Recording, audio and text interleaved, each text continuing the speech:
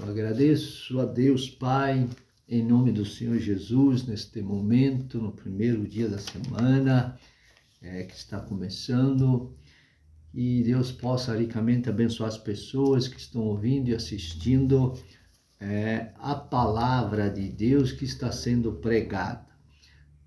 Hoje eu estou no segundo livro de Pedro, no capítulo 1 e no versículo 16 a 21. Esse vai ser o primeiro vídeo, vai fazer mais vídeos, Então diz assim, a palavra de Deus é a única luz verdadeira, estabelecidos na verdade, porque não vós demos a conhecer o poder e a vinda de nosso Senhor Jesus Cristo, seguindo fábulas artificialmente compostas, mas com nossos próprios olhos vimos a sua majestade. Isso fala da transfiguração, porque ele, Cristo, recebeu de Deus Pai honra e glória, dando-lhes,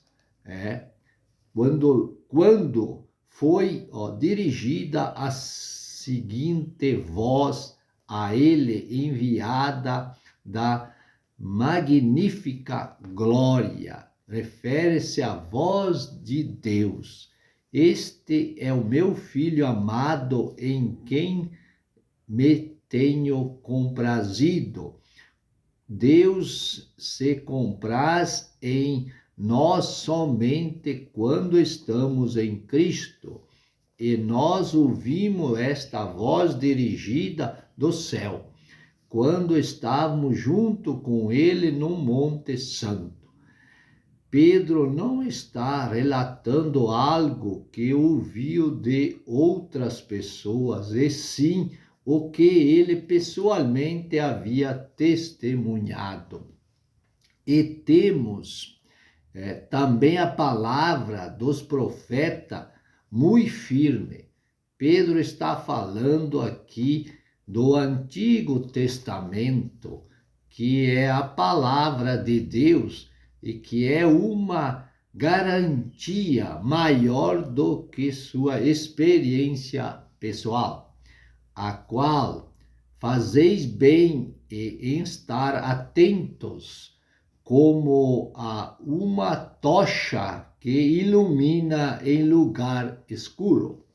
De fato, afirma que a palavra de Deus é a única luz verdadeira, a única pode dissipar a escuridão espiritual até que o dia amanheça e a estrela da alva apareça em vossos corações. Diz a respeito ao arrebatamento, entendendo primeiramente isso, que nenhuma profecia da Escritura é de interpretação particular, porque a profecia nunca foi produzida por vontade de homem algum, mas os santos homens de Deus falaram sendo inspirados pelo Espírito Santo. Isso revela a maioria pela qual a palavra de Deus foi escrita e desse modo dada a nós. Segundo a Pedro, capítulo 2, versículo 1 em diante. Os falsos profetas também houve em Israel falsos profetas entre o povo, como haverá entre vós também falsos doutores. E falso doutor é alguém que apresenta um caminho de salvação ou de santificação que não é a cruz, que introduzirão encobertamente heresias de perdição, incluindo o falso ensino com ela e a introdução do falso ensino junto com a verdade, que o torna muito sutil e que anula a verdade e negarão o Senhor quando os resgatou.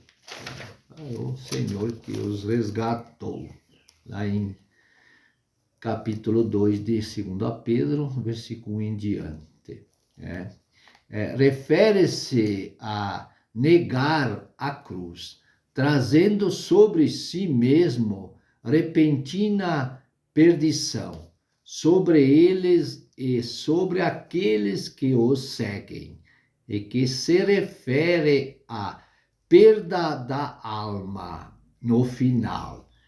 E muitos seguirão os seus caminhos perniciosos, efetivamente a maioria das pessoas, né?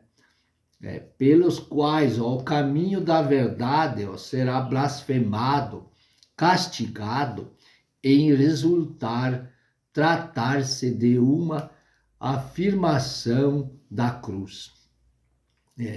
E por avareza farão de vós negócio com palavras fingidas, visando o dinheiro, como tem muito hoje, né? Sobre os quais já de largo tempo não será tardio a sentença, ou a sua perdição não dormita. Parece que o julgamento está atrasado, mas definitivamente não está anativo.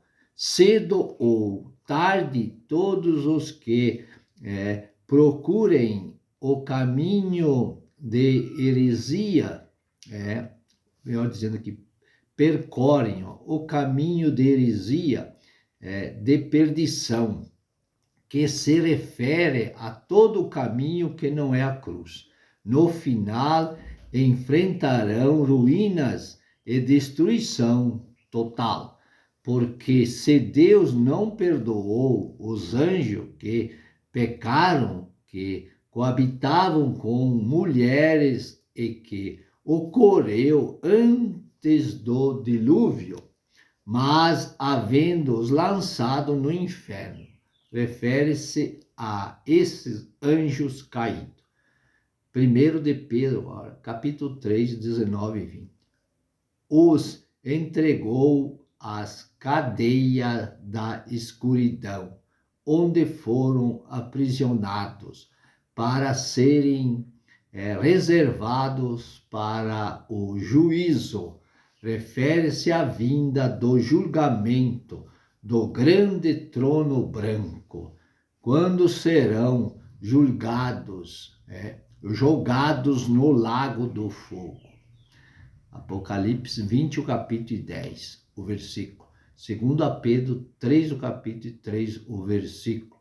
Sabendo primeiro isso, que nos últimos dias virão escarnecedores, andando segundo as suas próprias concupiscências. E o que ocorrerá quando a cruz é rejeitada?